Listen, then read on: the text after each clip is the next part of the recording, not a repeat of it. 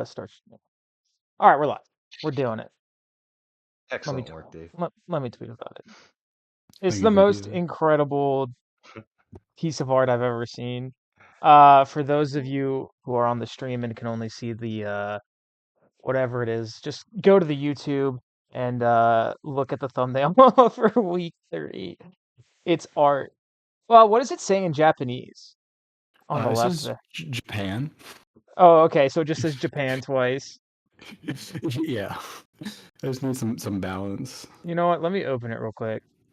Hopefully, I didn't just like reveal like personal information. That's the wrong one. There it is. This is it. Stream.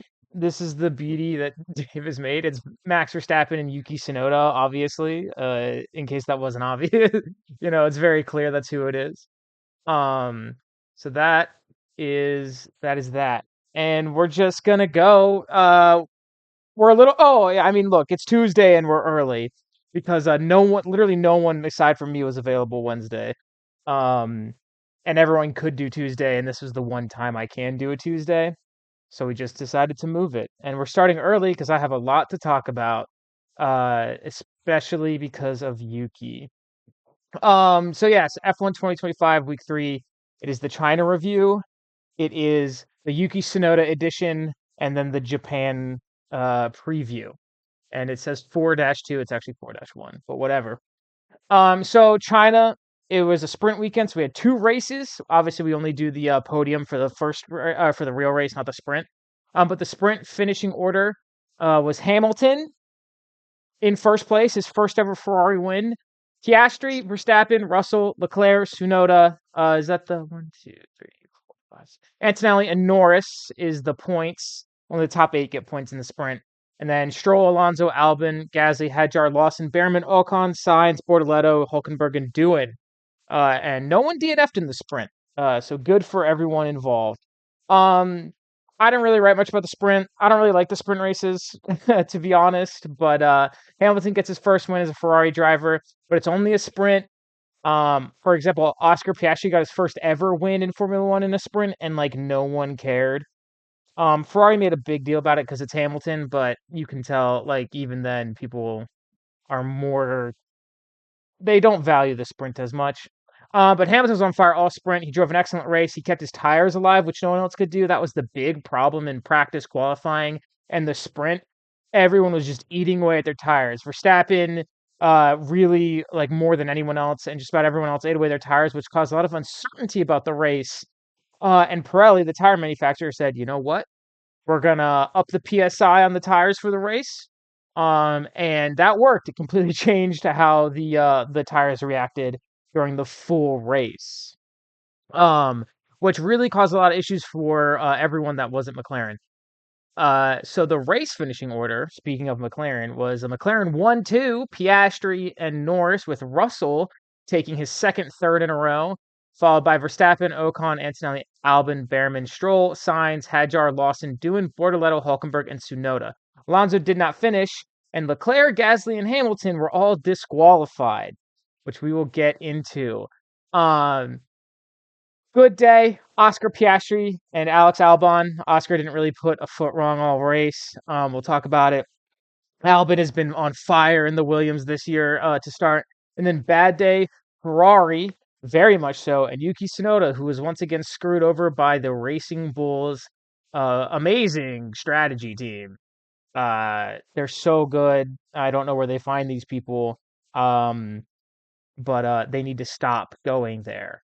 Uh, Oscar Piastri did not put a foot wrong all race. He qualified in pole. He kept it on turn 1, defended from Norris and Russell, both who made a very solid lunge and fight for first. And he just controlled the race from there. There wasn't even a chance Norris probably could have caught him, even without Norris's brake pedal issue, which Norris's brake pedal started to wear down and displace.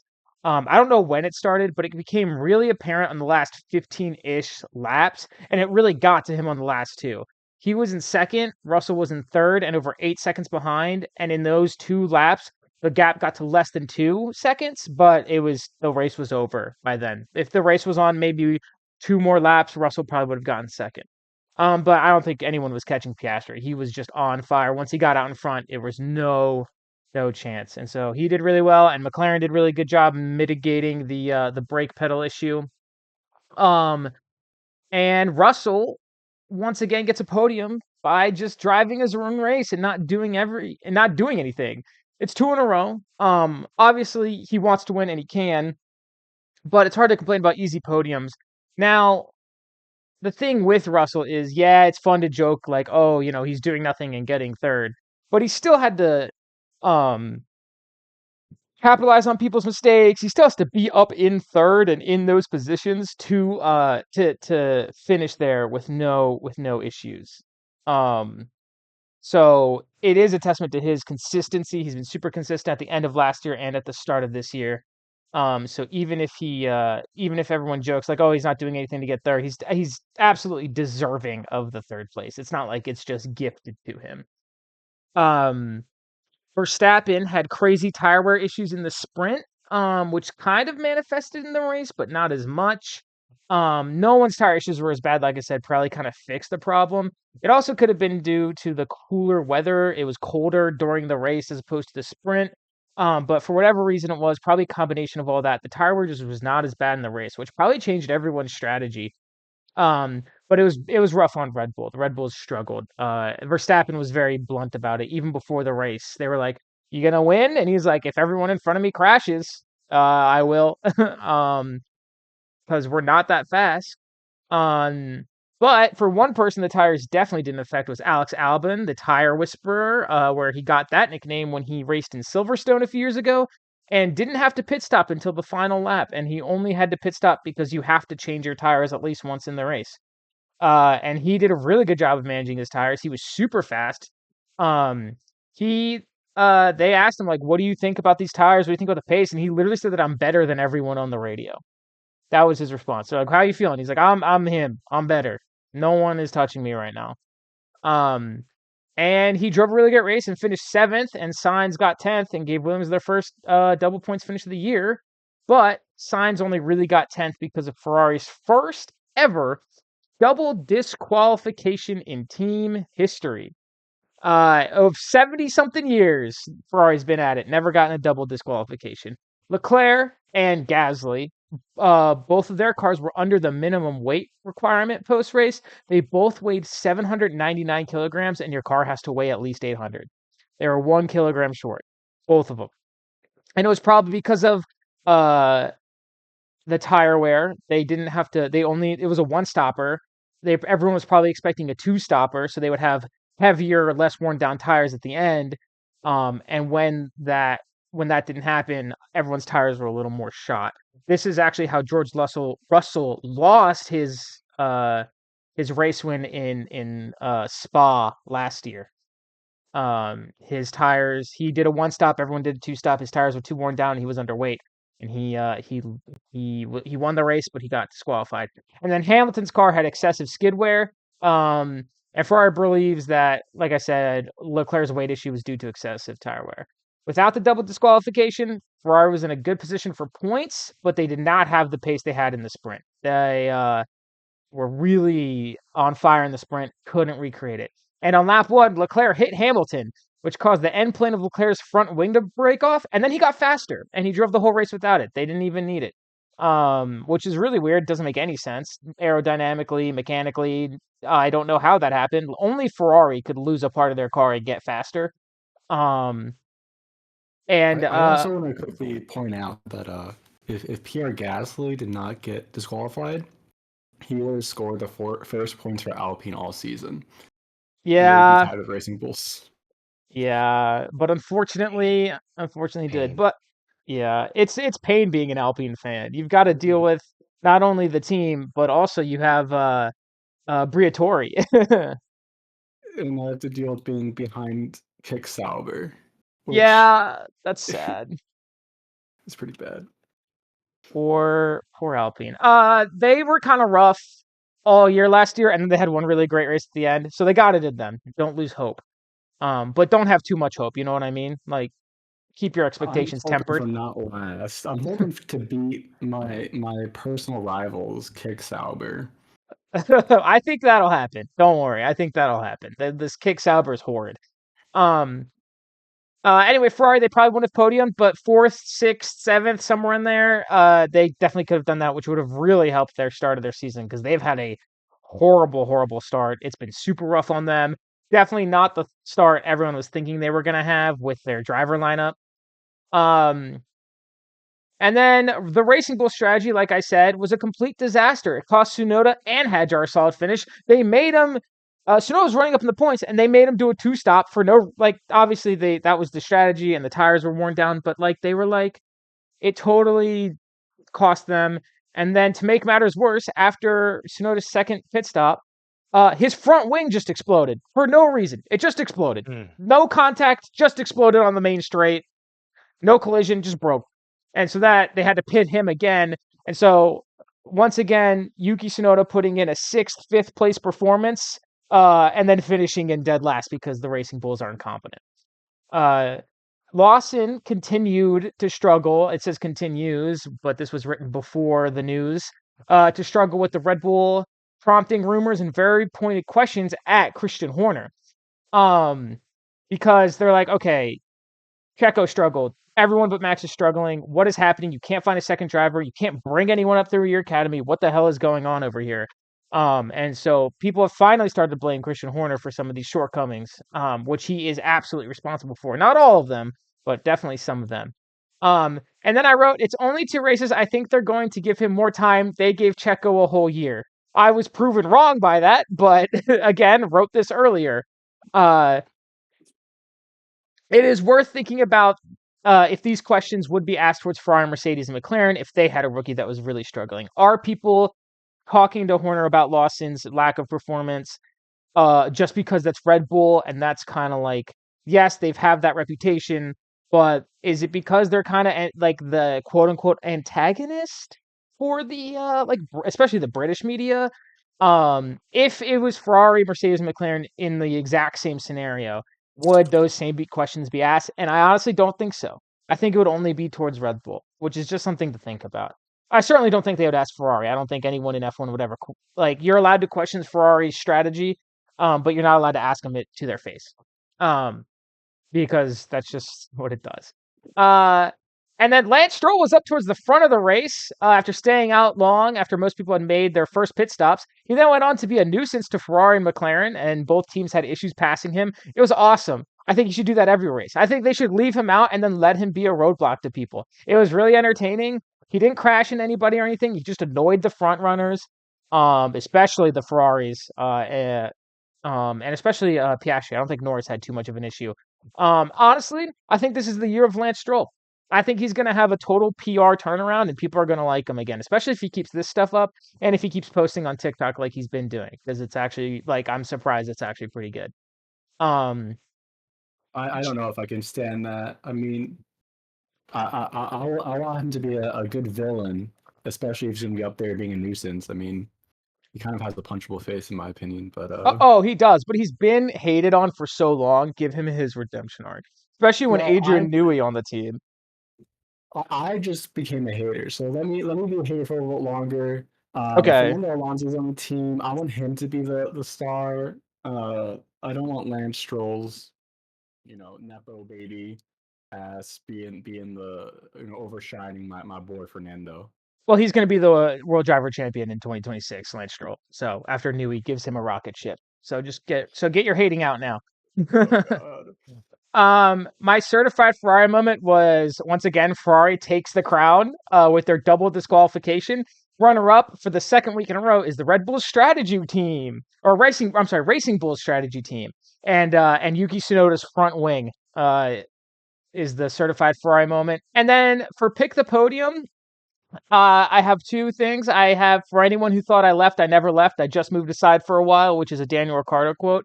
And it says that Max takes the lead of the pick the podium for the first time since week 1 of 2024.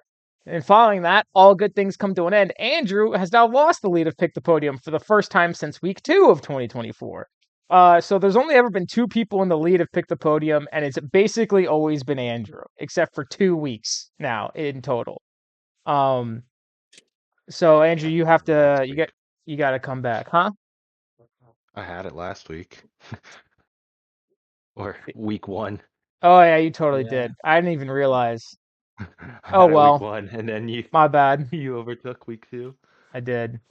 Well, look, we're gonna start picking with our hearts, and then Andrew's gonna keep picking with his head, and he's gonna win. That's what happened last year. I always took my heart, and it'll never fail me. I think my heart and my head are decently in alignment this time around. For I, now, I I have a strategy this week that will not fail. I may get a point, so you all better be careful. Nate, you're gonna pick with your. You're gonna think that it's aligned, and then you're gonna go. You know what? Leclerc's gonna win it again in Monaco, and he's not. Dude, I don't know what to. So I'm actually very confused right now because I do know, and it's somewhere in writing. I can't remember on which document. I think somewhere on this document, maybe at the start or in the first tab. Um, I predicted that Red Bull is gonna fall out of the top three in the constructors. Mm-hmm. That's your bold season prediction. I'm That's my looking at bold it. season prediction. Oh, I mean, The problem with that right now is, and I know I don't think I have a secondary one, and I don't think it's anywhere in writing. I do know that I've spoken with you in jest about it, like hoping that Williams kind of makes some sort of huge resurrection, right? Mm-hmm. Looking at the standings right now, Williams is tied with Red Bull. Now, I know that like going off of my previous take, right? Like or my first like take, like I stand on that. Like I don't think Red Bull is gonna put it together enough, and that's not any disservice against like Yuki or anything. I do think Yuki does better than Lawson for sure. I just don't think Red Bull as a whole will have it together enough to Mm. like really salvage it. But then it's like okay, so Red Bull falls out. Who takes third? Because off of my original like logic at the time, I would have thought it was gonna be Ferrari. That is not looking so good right now. Just a quick correction. Williams is tied with Ferrari, not Red Bull. Williams is tied with Ferrari. Yeah, they both have 17. Red Bull has 36. Mercedes has 57. McLaren has 78. Mm. season's over. Just give him the crown. Ferrari's chalked. Okay, well then, so now, okay, well then that changes things a bit because then it's like, okay, who's gonna make up that gap first of all? I think Um, Ferrari still has a better chance. mm. But then it's like, okay, then that raises the question of how does Ferrari get it together enough? I don't know if If they anyone get knows. I'm not sure Yeah. anyone has double an answer. DQ'd, they need to get double DQ'd, they'd be in fourth with pretty handily, right? Yeah. They'd Yeah. actually be ahead of Red Bull, I think. Oh, really? Wow. Yeah. Because they had 17 going into the race, and then both they were in like fourth and sixth. And It'll be close. Lawson had no points, so it Yeah, would have been I mean, close. lost at no point is crazy. Okay, here, talking about Daniel Ricciardo from a bit back, you had a quote from him. If Hmm. Yuki doesn't perform, I have heard rumblings in the very little that I look into F1 They asked that him, people and he said he's not doing it. he's not doing it. Well, Helmet this would Marco give was him a like, lot of money. Helmet Marco was like, this man is checked out of F1. He can't drive anymore. He had a rough end to his career. The worst thing he ever did was leave Red Bull. Well, Um, the best thing he can do is come back. he tried. He tried last year, and it didn't work. Oh no! Oh no! So obviously, we've been dancing around it. I've made a lot of allusion to it. The big news is that Yuki Tsunoda is replacing Liam Lawson at the Japanese Grand Prix. And if you will turn your attention to the document, the Yuki Tsunoda edition tab, I have a lot of pictures of Yuki on here. And they're running the white livery, the Honda Tribute livery. It looks amazing. Yuki's got a special helmet. It's his home race. It's his debut for Red Bull. This man's aura is off the charts for his debut. It's going to be incredible. I am so excited. I have been so giddy about it all week. Obviously Yuki is my favorite driver. I'm super happy for him. Um, he deserves it. Absolutely, he deserves it. Um, I have mixed feelings though because I love Yuki, and I'm happy and excited for him. But and I feel like he should have gotten at the end of last year. I'm also kind of nervous because the Red Bull has been very difficult this year, and it's his home race, and it's a lot of pressure because this is a really important moment in his career. Because Honda, who has been backing him, has stated that they're not going to back him next year, especially because he's a Red Bull driver and they're moving to Aston Martin, and Red Bull will get Ford. So it's really he's kind of in a make or break moment right now. If he does well, he will secure definitely a seat for next year. But if he fails to perform, it could be the end of his career. I hope not. Obviously, that would be the worst case scenario. But it's gonna be really his how he drives here is gonna be really really important. If he does well, he'll have more than just proven himself. He'll have established himself as a competent, fast, and adaptable driver. But if he doesn't, it could be rough. The curse of the second Red Bull seat is strong. I think he should have had it since week one, but I think there's kind of a silver lining because what if he did start in week one and then he didn't do well in the first 2 weeks? Would they have replaced him with Lawson after week two or probably after week three? They probably wouldn't have swapped him out in front of his home race, especially with Honda there. I just feel like that would have been a horrible PR move, even for Red Bull, who was not great at doing good PR moves. Um, so it kind of a silver lining in it all. Helmet Marco did state that Tsunoda is in the car for the rest of the year. Not like they have anyone else to throw in there. Um, so did Lawson's horrible start at Red Bull pave the way for Yuki to have a full season at Red Bull? Probably. Um, but he deserves it. He's fast.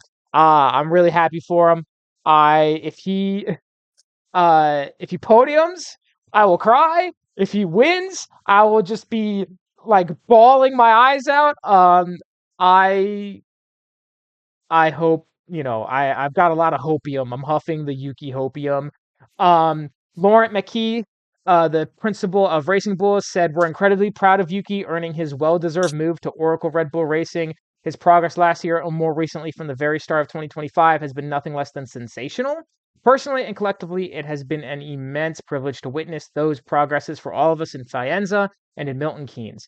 Yuki's energy and positivity has lightened up every corner of our factories and of our garage, and he will always be a racing bull. We wish him all the success he deserves at Oracle Red Bull Racing." I thought that was a very sweet statement, especially the part where his positivity and his energy lightens up the corner of the factory, every corner of the factories and of the garage. I think uh I think Yuki's pretty likable. Max likes Yuki. Checo has been very supportive of Yuki. Obviously, Checo's in the news because it's all has to do with Red Bull seat swapping. A lot of people are super happy for him. A lot of people are pretty disappointed in Red Bull, though, on their decision to kick Lawson out. It's obviously rough on him, but it's probably lifting a lot of pressure off of his shoulders. He had a bad start to the year. He can kind of recover and refocus and, give his career the start it deserves.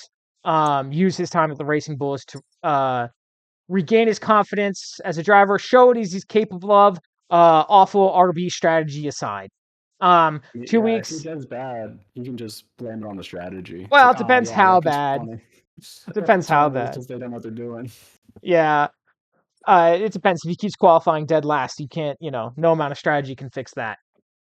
2 weeks is a ridiculously short time, even for Red Bull Racing. So, at what point do people stop blaming the drivers in the car and start looking at Christian Horner and Helmut Marko, who's only there because Max Verstappen likes him?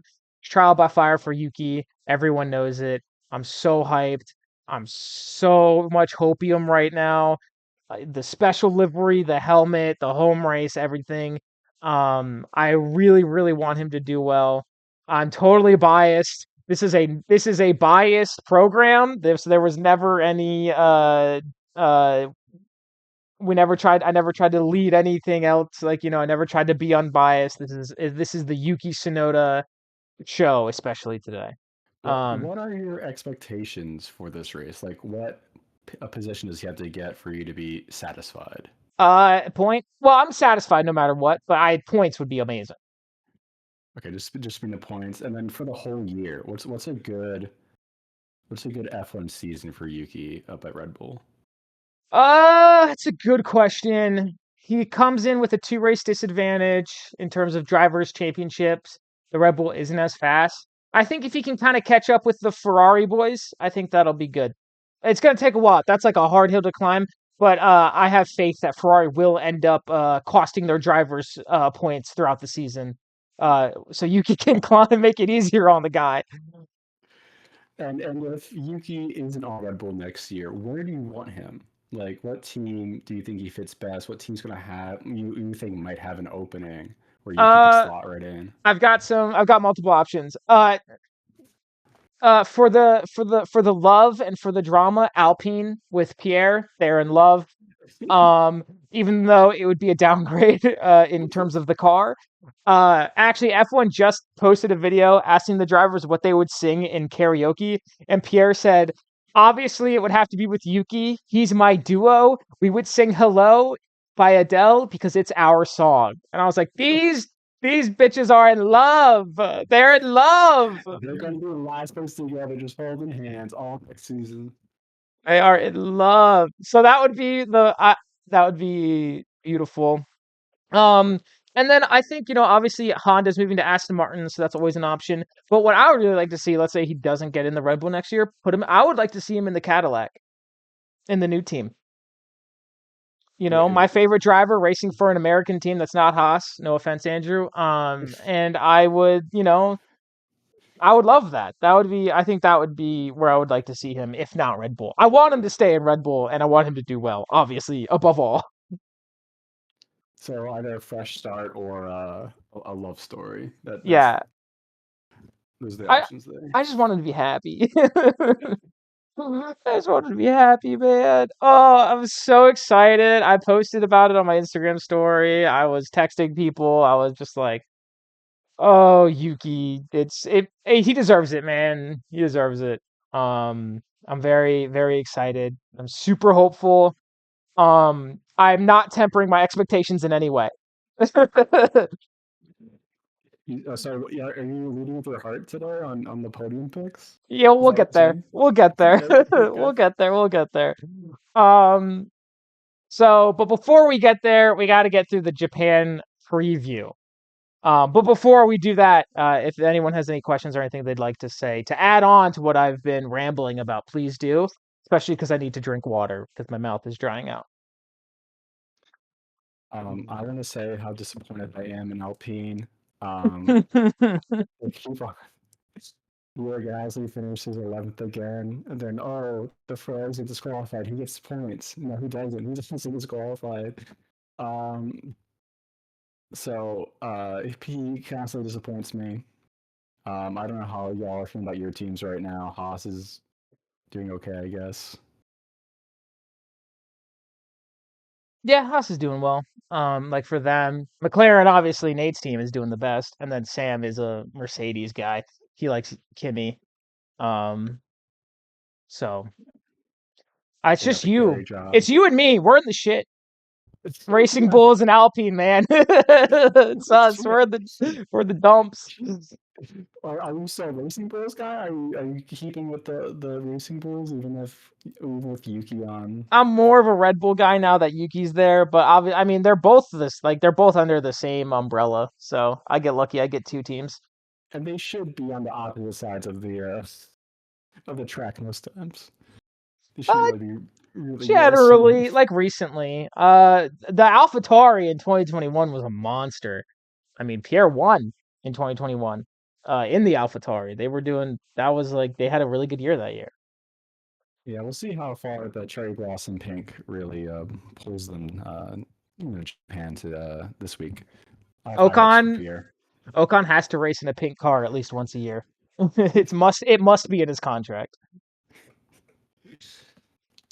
So yes, Japan. The qualifying for Japan is Saturday at 2 in the morning, and the race is Sunday at 1 in the morning. I probably won't be watching live. Maybe the race just because I'm super excited, but I don't know. We'll see what happens. We'll see how my Saturday goes, I guess. Um, it is a home race for Yuki. and Honda, which is Red Bull and Racing Bull's engine supplier. Everyone got a week off to celebrate, recover, and prepare for the Japanese Grand Prix. Wounds from China have been nursed. Teams with a rough start to the season are eager to turn it around, and McLaren can look to continue to aim to lead the pack. Excuse me.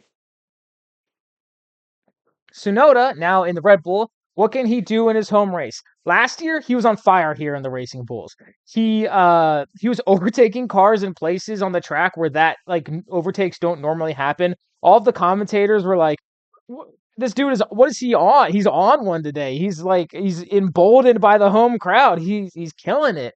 Um, so, however, he will have to learn the quirks and difficulties of the Red Bull car, but he has a full 3 practice sessions to get it done, and he'll have been in the simulator all week leading up to the race.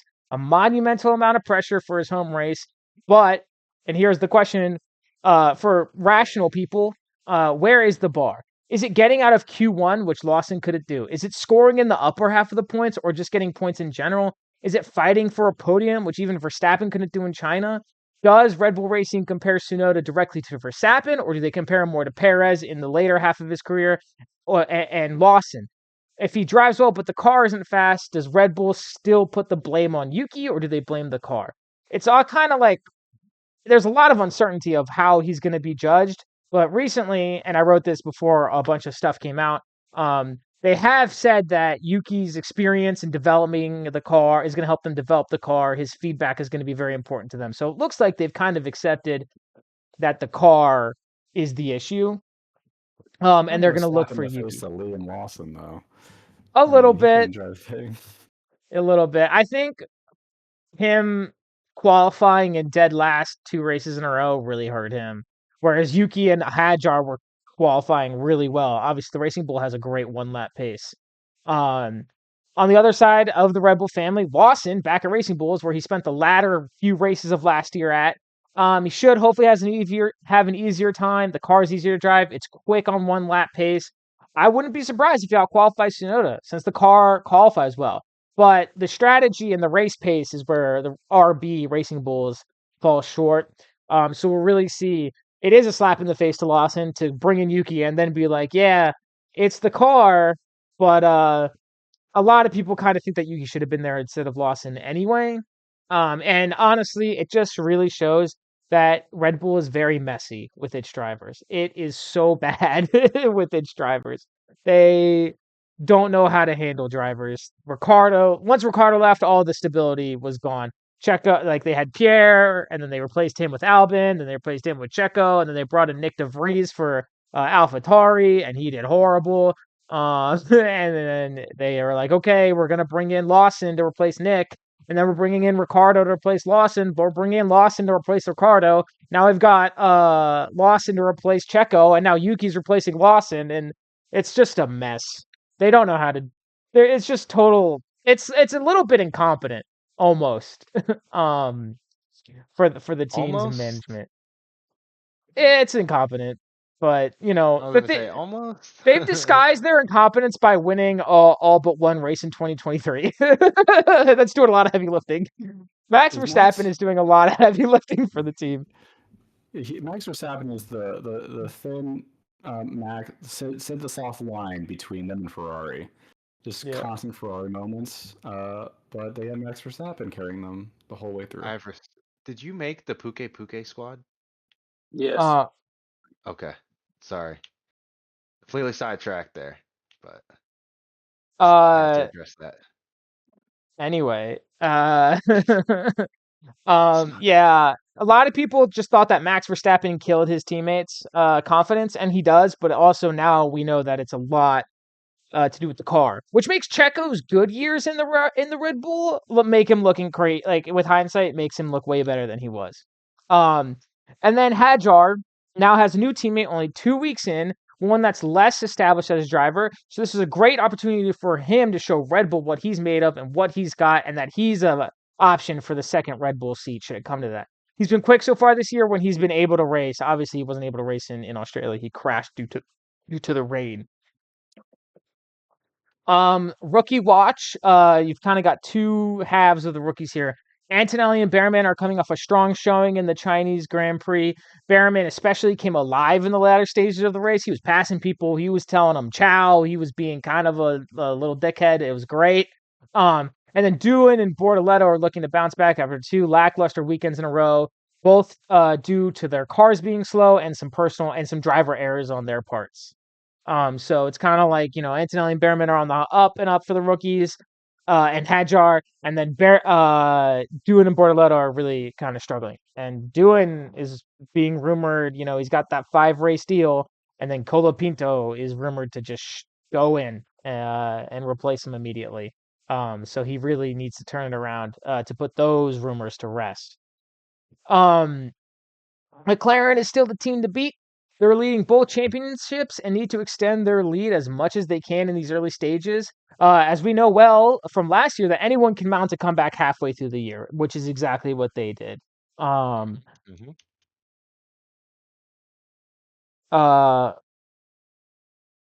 So yes, we'll see what happens. They need to build their lead as big as they can, and to prevent Mercedes or Ferrari or Red Bull from making a crazy development comeback. And I think they can do it. I think they last year they couldn't do it. They weren't used to running in first. They didn't know how to handle it. This year I think they can. So I think they're gonna be the team to beat for the entire year. Shoot, I hope so. It says Ferrari, oh Ferrari, not the start to the season they want. Rough Australian Grand Prix and the double disqualification in China has hampered their World Constructors Championship efforts. I think they still have the strongest driver pairing on the grid, and they're just squandering it away in ways that only Ferrari can do. But it's only been 2 races. They can recover. They did well in Suzuka last year, finished 3rd and 4th behind the Red Bull 1-2. They can be strong here. If there was a track for them to make a comeback early in the year, I think it would be here. So, but they need to get their shit together. They need to stop making stupid mistakes. So the goal for Ferrari this week is no certified Ferrari moments. Yes. Good luck. Yeah. Sorry, I'm texting Sam. I asked him for his podium, but he's about to be here. So yes, the goal for Ferrari is no certified Ferrari moments. Will George Russell get a 3rd place in a row by simply doing nothing? There's only one way to find out. Seriously, though, Mercedes have had a quiet, strong start to the year. Russell's only getting these podiums because he's been quick enough to place his car in the position to capitalize. Like I said earlier, they're not just being gifted to him. It's all he has earned it. Williams has they have 2 drivers in very different spots. Albon's been on fucking fire this year. He's been so fast. He's been very confident in the Williams. He's been doing such a great job. And even though he's proven his speed, even though he hasn't been highly rated as other drivers, he's had a great year. I want to keep this trend going up, and he can. He's got the ability. He's got the pace. And then you've got Sainz, who is a proven driver. He's highly rated, but he's had a horrible start to the year. A lot of growing pains in the car. He only got points in China because of the 3 disqualifications. He really needs to get a handle on the car so he can bring Williams the points they need and bring him closer to leading the midfield. And if he really gets it together, they may challenge for some podiums and some wins later on the year. We'll see. In Aston Martin, somehow Stroll has been the better Aston Martin this year. He's been driving and qualifying well, especially for how a lot of people see him as just a Nepo baby. And Alonso's having a terrible time. And it's been on Stroll to bring the points home, and he's delivered. Are we going to see a Stroll resurgence? Like I said, I think he has his redemption arc this year. I don't think he probably won't win or get a podium, but I think, he could maybe recover from the washed allegations. And then Andrew and Dave, the Haas and Alpine aren't the fastest or the slowest cards on the grid. They're kind of in the middle. And both teams can suffer from weird strategy calls. The biggest issue has been each team has one established driver who's confident in the car and in racing with Ocon and Gasly, and then one rookie, Behrman and Doohan, who are getting used to the cars. And because the teams aren't that fast, it's harder for those rookies to have a standout performance. That being said, Haas I think is in a better position than Alpine because the Alpine car is really slow and Alpine's management is terrible. And I think Behrman, at least for now, is better than Doohan. And but I do think Gasly's better than Ocon. So we'll see. Um, but it's going to be close. It'll be interesting to watch those two as those two teams as the season goes on, and they kind of hopefully get closer in points, especially for you, Dave, because right now they're at 0 Alpine. And then Come on. the Sauber is still terrible. It's horrible. It's slow. It's a nightmare to drive. It was horrible in China. It wasn't just the rain in Australia. Hulkenberg or Bortoletto are struggling and are in for a long year of waiting for the Audi takeover in 2026. God, I hate that kick Sauber. It's I- so ugly. It's just fueled on gambling. I think that's their problem. They're hitting the slots. The casino always wins. The car is always slow. I don't think that makes any sense, but I hate them, and that's all. I get it. I don't like them either. I don't like their sponsorship. Their main team is Stakes or no, it's Kick Sauber or no, I forget. Stake? Mhm. I think it's Stake Stake Sauber? Sauber. It's Stake Sauber technically, but a lot of the countries they race, gambling is banned and illegal, so they have to change their name to Kick Sauber. I don't know how you get a car where your title sponsor is illegal in the countries that you race in. That seems like that shouldn't happen. Are we driving anywhere where it's just like casinos everywhere? I guess there's Las Vegas this year. Vegas and Monaco, yeah, are both Okay. very gambling heavy areas. Uh, S- so Monaco super gets quick away with it. hours. They have a better image, and also they don't allow people from Monaco to gamble. just Only take tourists. money from everywhere else. Yeah, only Based, tourists can actually gamble in based. Monaco. So, I think so. I think it's China. It's illegal. Maybe Japan. I think a lot of the Middle Eastern countries, the title sponsor is just straight up illegal. Um, so I don't know. I don't like them at all. I like Hulkenberg. I don't really know enough about Bortoletto. I liked their lineup last year, but the team I am not a fan of in any way, and I'm happy to see them at the bottom. So I have no issues if they stay there. So Almost the that bottom. well, I think they'll get there. Don't worry. I think Alpine will come back. They would have been fine if Gasly didn't have the disqualification. So we'll see If you how didn't have they handle it. 3 points, if you didn't have the disqualification, it would be tired of racing bulls right now. It's No, a sad state. they'll make the comeback. It's only week 2. There's 24 races. There's only been 2. It's already You're over. it's over. Okay, what are you, a Ferrari fan? Don't you know it's over? It was over before we Ferrari, began. it's over every year for Ferrari fans in race 1, turn 1. That's when it's over usually. Is around there. Race 1, lap 1, turn 1. Usually around there is when all hopes for Ferrari end. So that is the Japan preview. You can move on to our pick the podium. Andrew, you are first. Down the line, unless you don't know yet and you still need some time to think about it. No, I have my picks. Well, I have 2 of my 3 picks. Give me Norris 1, Russell 3, Mm-hmm. and fuck.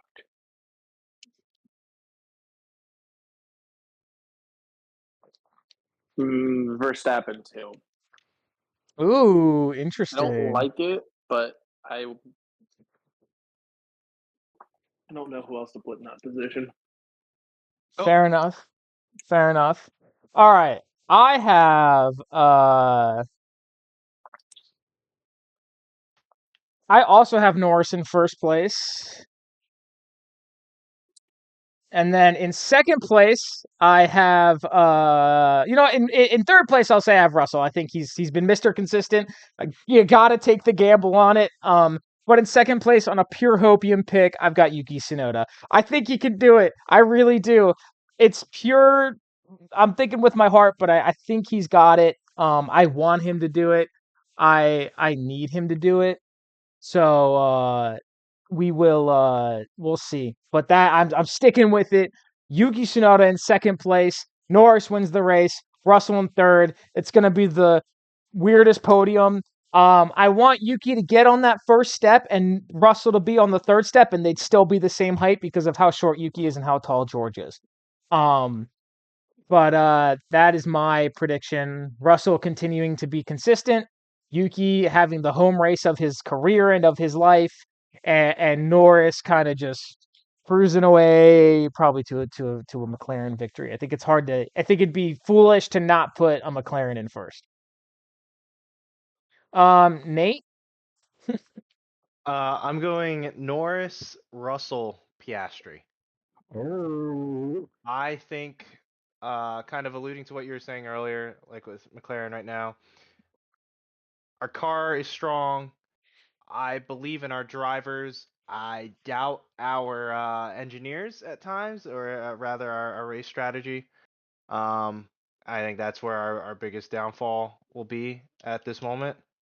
So that's why I don't think we're gonna get another 1-2, consecutively. Um, I also know, Russell, like you've said, has been super consistent. The thing with consistency is like typically like you're either due for a breakthrough or something shit's gonna hit the fan. Um, and I think Russell will at least see some forward progress as a result of a potential McLaren screw up, and we're gonna somehow screw over Oscar this weekend, which I hope I'm wrong. I'd love to see another one too, in either order. But I don't think we're gonna get two consecutively. I don't think we're at that point. Mm-hmm. so Russell will do nothing again, but this time get second place. Yeah, pretty much. That's pretty much what I'm banking on here. All right. Dave, Sam is on his way, so you gotta go. As always, I always go full on heart. As you And should. if you see my thumbnail I drew, I think it's going to be a Red Bull sweep. Let's go. So I'm doing Pierre Gasly third. We're doing Alex Albon second, and Liam Lawson with the Revenge Tour in first. No, it's not a Red Bull sweep. It's a formal Red Bull sweep. April Fool's Day. This is incredible. This is your second week in a row you are predicting Liam Lawson to win. And last time we got last place, interview overflow. It's going to be so bad he gets first. Think that he would need everyone to crash in front of him. Hey, or UQs. Honda's going to overcook on the Red Bull. Ferrari's going to Ferrari. It's true. You're gonna yeah, need what else McLaren. we You're gonna need the McLaren and Mercedes to definitely crash into each other. Yeah, I don't think nice, McLaren's strategy team is that bad where they would completely squander away a win. If anything, they'd win in the most unsatisfying way, like they did in Hungary last year. I believe in my team. I believe that there's some bad karma in the air for Red Bull Racing. Valid. So All right. it's going to be a revenge tour. Love this. So that's that. I'll get Sam's later. That